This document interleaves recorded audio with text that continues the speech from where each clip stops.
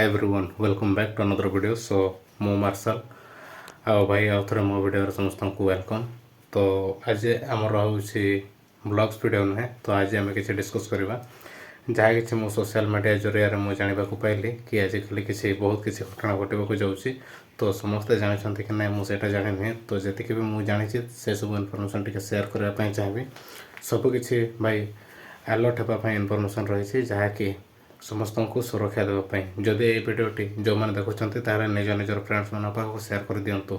ଆଉ କିଛି ଜାଣିବାକୁ ପାଇବେ ଏହି ଭିଡ଼ିଓରେ କ'ଣ ମୁଁ କହିବା ପାଇଁ ଚାହୁଁଛି। ସୋ ମୁଁ କିଛି ସୋସିଆଲ ମିଡ଼ିଆରେ ଚେକ୍ କରୁଥିଲି ଭାଇ, ବହୁତ ଗୁଡ଼ାଏ ଭିଡ଼ିଓ ପାଇଲି କି ଆଜିକାଲି ବହୁତ ସଂଖ୍ୟାରେ ପିଲାଙ୍କୁ ଚୋରି କରିବା ପାଇଁ ଲୋକମାନେ ବୁଲୁଛନ୍ତି। ଯାହାକି ଏଇଟା ସତ କି ମିଛ ସେ କଥା ତ ମୁଁ ଏପର୍ଯ୍ୟନ୍ତ ଜାଣିପାରି ନାହିଁ, କିନ୍ତୁ ଏଆଇ ବି ଆଜିକାଲି ବେଶୀ ଭାଇରାଲ୍ କରୁଛି ଭାଇ। ମନ ଇଚ୍ଛା କିଛି ବି ବନେଇ ଦେଉଛି ଏଆଇ ବି। ହେଲେ ମୋତେ ଯେତିକି ଲାଗୁଛି ସେସବୁ ମୋତେ ରିଅଲ୍ ହିଁ ଲାଗିଲା ମୁଁ ଯେତିକି ଦେଖିଲି। ସୋ ଯଦି ସେଗୁଡ଼ା ସତ ହିଁ ହେଇଛି ତାହେଲେ ସମସ୍ତେ ଟିକେ ଆଲର୍ଟ ହେଇଯାଆନ୍ତୁ, କାରଣ ଆଜିକାଲି ବହୁତ ପିଲାଙ୍କୁ ଚୋରି କରାଯାଉଛି ଭାଇ। ତ ଯାହା ବି ମୁଁ କିଛି ଭିଡ଼ିଓ କ୍ଲିପ୍ସ ଦେଖାଇ ଦେଉଛି, ତ এই ଭିଡ଼ିଓ କ୍ଲିପ୍ସଟା ଦେଖନ୍ତୁ କି ଏଠି କେମିତି ପିଲାମାନଙ୍କୁ ଜରିରେ ପୁରେଇକି ଆଣୁଛନ୍ତି। କାର୍ଟୁନ୍ ବକ୍ସ ଯାହାକୁ କୁହନ୍ତି ସେଥିରେ ପୁରେଇକି ଆଣୁଛନ୍ତି। ଲୋକମାନେ ଆସୁଛନ୍ତି କେଉଁଠି ନା କୁହନ୍ତୁ ଗାଁ ବୁଲୁଛନ୍ତି। କେଉଁଥିପାଇଁ ବୁଲୁଛନ୍ତି? ସେମାନେ ଆସୁଛନ୍ତି, ସେମାନେ କିଛି ବି ବିଜନେସ୍ କରିବା ରିଲେଟେଡ଼୍ରେ ଆସୁଛନ୍ତି, ମାନେ ବିକ୍ରି କରିବା ଉଦ୍ଦେଶ୍ୟରେ ଆସୁଛନ୍ତି। କିନ୍ତୁ ସେମାନେ କ'ଣ କରନ୍ତି ନା, ଯାହା ଗୋଟେ ପିଲାଙ୍କୁ ଏକା କିମ୍ବା କାହା ସାଙ୍ଗରେ ବି ଦେଖିଦେଲେ ବି ପିଲା କି ଝିଅ ପିଲାମାନଙ୍କୁ ବେଶୀ ଚୋରି କରୁଛନ୍ତି। ଛୋଟ ପିଲାଙ୍କୁ ଆଉ ଝିଅ ପିଲାଙ୍କୁ ବେଶୀ ଚୋରି କରୁଛନ୍ତି ଭାଇ। ସେମାନେ କ'ଣ କରନ୍ତି ନା, ଗାଁକୁ ବୁଲିବାକୁ ଆସନ୍ତି ଆଉ ବୁଲିବାକୁ ଆସନ୍ତି ମାନେ କ'ଣ କରନ୍ତି? ବୁଲିବାକୁ ଆକ୍ଚୁଆଲି ଆସନ୍ତି ନାହିଁ, ସେମାନେ ବିକ୍ରି କରିବା ଉଦ୍ଦେଶ୍ୟରେ ଆସନ୍ତି, ସେଲିଂ କରିବା ଉଦ୍ଦେଶ୍ୟରେ। ଆଉ ସେଲିଂ କରିବା ଉଦ୍ଦେଶ୍ୟରେ ଆସିବା ପରେ ସେମାନେ କ'ଣ କରନ୍ତି? ଛୋଟ ପିଲାମାନଙ୍କୁ ବିସ୍କିଟ୍, ଚକୋଲେଟ୍ସ ଆଉ କିଛି ବିଭିନ୍ନ ପ୍ରକାର ଖାଇବା ଜିନିଷ ଦେଖେଇକି ସେମାନଙ୍କୁ ଲୋଭେଇ ନିଅନ୍ତି ଭାଇ। ଆଉ ଲୋଭେଇ ନେଲା ପରେ ସେମାନଙ୍କ ପାଖରେ କିଛି ସ୍ପ୍ରେ ଥାଏ କିମ୍ବା ସେଇ ସ୍ପ୍ରେ କରିଥାନ୍ତି ସେମାନେ ରୁମାଲ ଗୁଡ଼ାରେ। ଆଉ ସେମାନଙ୍କୁ ଶୁଙ୍ଘେଇ ଦେଲା ପରେ ସେମାନେ ବେହୋସ ହେଇଯାଆନ୍ତି। ଆଉ ସେମାନେ ବେହୋସ ହେଲା ପରେ ସେମାନଙ୍କୁ ଚୋରି କରି ନେଉଛନ୍ତି। ତ ମୁଁ କିଛି ଭିଡ଼ିଓ କ୍ଲିପ୍ସ ଦେଖାଉଛି, ଆଉ ଦେଖିନିଅ ଫାଷ୍ଟ, ତାପରେ ଆଉ କିଛି କଥା ହେବ ଭାଇ। ଦେଖ ଏ ଭିଡ଼ିଓଟିକୁ ଦେଖ, ସେମାନେ କେମିତି ପିଲାଙ୍କୁ ଚୋରି କରୁଛନ୍ତି। ମୁଁ କିଛି ଭିଡ଼ିଓ କ୍ଲିପ୍ସ ଦେଖାଉଛି, ସୋ ଦେଖ ଟିକେ।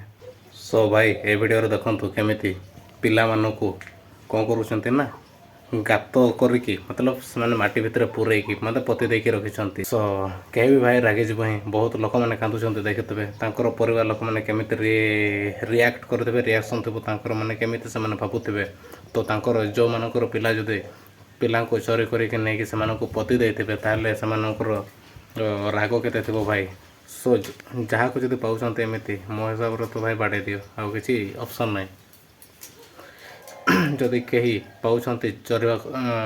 ପାଉଛନ୍ତି ପିଲାଙ୍କୁ ଚୋରି କରିବା ପିଲା, ତାହେଲେ ଭାଇ ପିଟ, ବାଡ଼େଇ ଦିଅ, କିଛି ଅପସନ୍ ନାହିଁ ଭାଇ। ସିଏ ଯଦି ଗୋଟେ ପିଲାଙ୍କୁ ମାରିପାରୁଛି ତାହେଲେ ମତଲବ ତା'ର ଜୀବନ ନେଇପାରୁଛି। ସେମାନେ କ'ଣ କରନ୍ତି ନା, ଜୀବନ ନିଅନ୍ତି। ମତଲବ କେମିତି ଜୀବନ ନିଅନ୍ତି? ସେମାନେ କ'ଣ କରନ୍ତି, ଯେତେବେଳେ ପିଲାଙ୍କୁ ଚୋରି କରନ୍ତି, ପିଲାଙ୍କୁ ଚୋରି କରିବା ପରେ ସେମାନେ କ'ଣ କରନ୍ତି, ସେମାନେ କ'ଣ କରନ୍ତି ଆକ୍ଚୁଆଲି ମୁଁ ସେଇଟା କହିବିନି। ଆକ୍ଚୁଆଲି ତାର ଗୋଟେ ମୁଁ ଭିଡ଼ିଓ କ୍ଲିପ୍ଟା ଦେଖାଇ ଦେଉଛି। ଏଇଟା ଦେଖନ୍ତୁ। ଏଇଟା ଏମିତି ସେମାନେ କ'ଣ କରନ୍ତି, ପିଲାଙ୍କୁ ଚୋରି କରି ନେଲା ପରେ ସେମାନେ କ'ଣ କରନ୍ତି ସେଇଟା ଭିଡ଼ିଓଟା ଦେଖନ୍ତୁ। ତ ଏମାନେ ସେମିତି କରନ୍ତି ଭାଇ। ତ ସେମାନେ ଗୋଟେ ପିଲାଙ୍କର ଜୀବନ ନେଇପାରୁଛନ୍ତି ତାହେଲେ ଭାଇ ନିଜ ପିଲାଙ୍କୁ ରକ୍ଷା କରିବା ପାଇଁ ଗୋଟେ ଯିଏ ଚୋରି କରୁଛି ତାକୁ ପିଟି ପାରିବ ନାହିଁ? ପିଟି ଦିଅ ଭାଇ, କିଛି ଟେନସନ୍ ନେବାର ନାହିଁ ଭାଇ। ଟିକେ ସତର୍କ ହେଇକି ରହିଯାଆନ୍ତୁ, କାରଣ ଆଜିକାଲି କେହି ବି ନିଜର ପିଲାଙ୍କୁ କିମ୍ବା ପିଲା ଛୁଆଙ୍କୁ ନିଜ ମତଲବ ବାପା ମାଆଙ୍କ କଥା ଛାଡ଼ିକି ଆଉ କାହା କଥାରେ ମାନିକି କୁଆଡ଼େ ଯିବା ପାଇଁ, ମତଲବ ସେମିତି କୁଆଡ଼େ ଯିବା ପାଇଁ ସେମାନଙ୍କୁ ଛାଡ଼ନ୍ତି ନାହିଁ। କିଛି ଭାଇ ଘଟଣା ହେଇପାରେ, କାହା ସାଥିରେ ବି କିଛି ହେଇପାରେ। ତ ନିଜେ ସତର୍କ ହେଲା ନିଜର ପିଲା ଛୁଆଙ୍କୁ ଭାଇ ସତର୍କ କରିପାରିବେ। ସେମାନଙ୍କୁ ଏମିତି ବୁଝେଇ ଦେବେ କି ନିଜ କଥା ଛାଡ଼ି ଆଉ କାହାର କଥା ଯେମିତି ମାନିବେନି, କାହା ସାଙ୍ଗରେ କୁଆଡ଼େ ଯିବେ ବି ନାହିଁ ବୋଲିକି।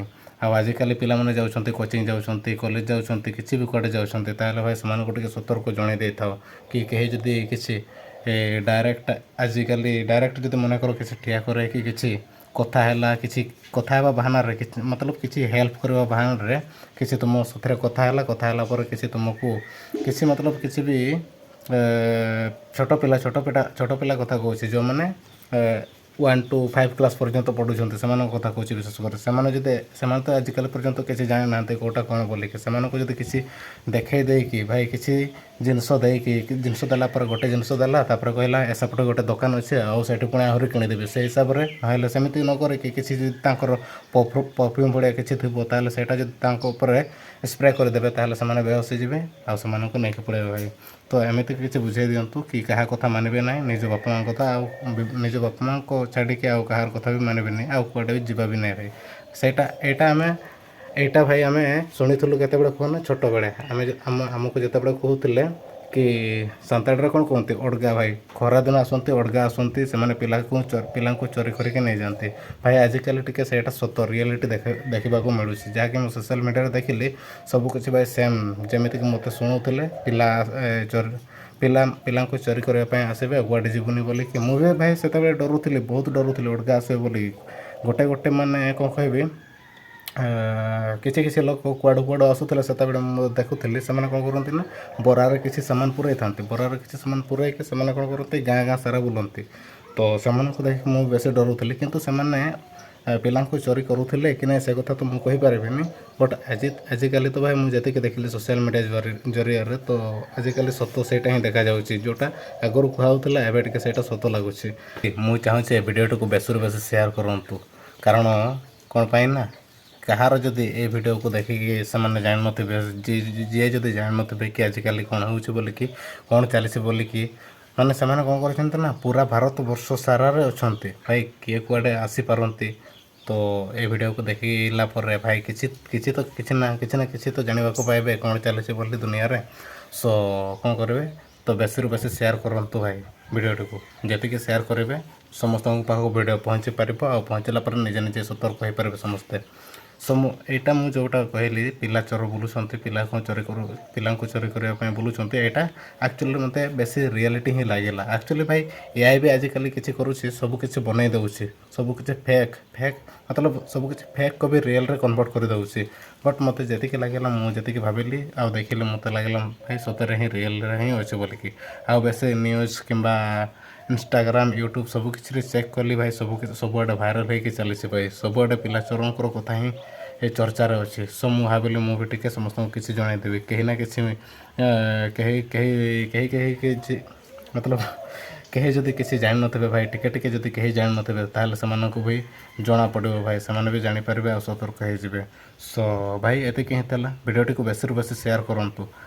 ଆଉ ଗୋଟେ ଭାଇ ଜଣାଇଦେବା ପାଇଁ ଚାହୁଁଛି, କାରଣ ମୁଁ ହେଉଛି ସାନ୍ତାଳୀ କାଷ୍ଟରୁ ଆଉ ଆମର ଡିଷ୍ଟ୍ରିକ୍ଟ ହେଉଛି ମୟୂରଭଞ୍ଜ ଭାଇ।